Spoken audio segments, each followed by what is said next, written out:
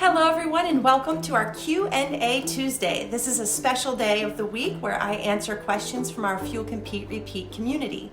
If you have questions that you'd like me to answer on one of our Q&A Tuesdays, you can email us at hello@anitanahl.com or simply post them in the comments section below.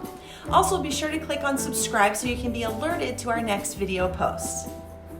Let's jump right into our questions. Number one is from Alex in Dallas. Dear Anita, what do you wish you knew when you were a teen athlete that you know now that could have helped you in your journey as an athlete? Oh gosh, there's so many things, but the biggest, most important thing that I wish I would have known back when I was a teen athlete was how to take better care of my body. I had no idea what to eat. I had no idea how to recover properly, and ultimately I paid a high price for it. So this is a really important thing, an important lesson that you can learn at a very young age, that everything you're putting into your body is important, and it's important for your workouts, for your energy, for your recovery, and I really do wish I would have understood that much better when I was your age. Number two, dear Anita, do teens who are athletes need more protein than kids who don't play sports? And this is from Kristen in Cincinnati. Yes, yes, and yes. The biggest downfall of many teen athletes is getting enough protein. It's really important that not only they get protein at dinner time, which is often an easy time to get protein because, mom or dad makes a hamburger with some broccoli and potatoes, so that's a complete meal. But what happens with a lot of teen athletes is they don't get enough protein throughout their day in its entirety. So you don't just want to get protein in the morning or at the evening. You want to make sure you're getting it throughout your day. Sometimes it's easy to get in the morning too. Maybe you can have a smoothie, maybe you can have eggs, with some oatmeal. That's a really balanced morning. And then make sure you're getting it throughout the day. Make sure your lunchtime isn't just pizza at school or French fries or what else? Pasta. Pasta's great, but it doesn't really have much protein. So you want to make sure you're getting some chicken on top of that so you can add to your protein intake throughout your day. Okay, let's go to number three. Number three for the day is, dear Anita, do you have any tips for motivating my soccer player to eat breakfast in the mornings? She's doing virtual school right now and doesn't eat breakfast as her schedule is different and she's not going to school. Thanks, Jen from Birmingham. Thanks, Jen, for sending this in. So one of the most important things that I've seen to establish in the home when doing virtual school is a new routine. So we had these routines before with going to school, but when you're doing the virtual stuff, and this goes for parents who are working from home as well, you need to develop a schedule and a routine for yourself again. It may look different than it did before, but it should be very, very similar. So this is something that you need to work on with your athlete. Establishing that morning routine with breakfast, and maybe it's just a quick smoothie.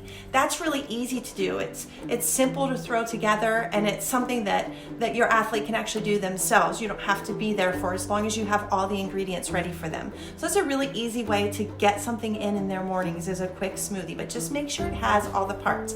We have our Power Smoothie Bundle, which gives you a formula for making smoothies so that you're sure not to miss out on any of the pieces. It's really critical that it's a balanced smoothie and not just a big sugar dump. And that's what a lot of smoothies are going to give you if you go to some of the popular smoothie chain stores. So you want to make sure that that's something that you're doing, is that you're getting a balanced smoothie. Also, some other breakfast options, and just thinking about how to get those breakfasts in the morning, are leftovers from the night before. That's my personal favorite. I don't personally love breakfast foods, so I enjoy having just whatever we had for dinner, taking that, heating it up on the stovetop in a pan, and having that for breakfast. That's my personal favorite for breakfast, and it's quick and easy. You don't have to cook anything new, just make a little extra at dinner time. So those are two things that you can do to try and get breakfast in those busy morning times. But also encourage your athlete to understand that breakfast is going to set the tone for the day for your athlete. So they want to start off with a healthy, balanced plate, because I find that when we start with a balanced plate, we often tend to want to crave more balanced foods as we go throughout the day, versus a big sugar load in the morning. Then we tend to crave sugar throughout the day. So that's also something that's really important, is to establish that morning start of healthy balanced eating. Okay, let's take one more question. We're gonna finish up with this one for the day. Dear Anita, my son is heading into travel baseball season and has multiple day tournaments and double headers. He has trouble hanging in there due to the longer days and longer weekends, especially in the summer as the heat progresses. Any suggestions for game day eating when having longer competitions or games? Much appreciated, Sarah from Phoenix. Thank you, Sarah. First of all, stay hydrated. We know that from research that even small percentages of being off in our hydration levels can alter performance dramatically. So staying hydrated in those hot summer days is really critical for your athlete. You may need to add in an electrolyte replacement. Number two, I would also suggest that your athlete packs a bag of food going into the tournament. So you want to take food with you. You don't want to go there and think that you're going to get breaks to run out for food. That's a big mistake that athletes make when they have these long day events. So you want to make sure that you're taking a cooler. We don't go anywhere. If we're going into anything that we're leaving the house for, we usually have a cooler with us. Also, one thing to check out is my travel foods video for some food suggestions on what to put in that bag.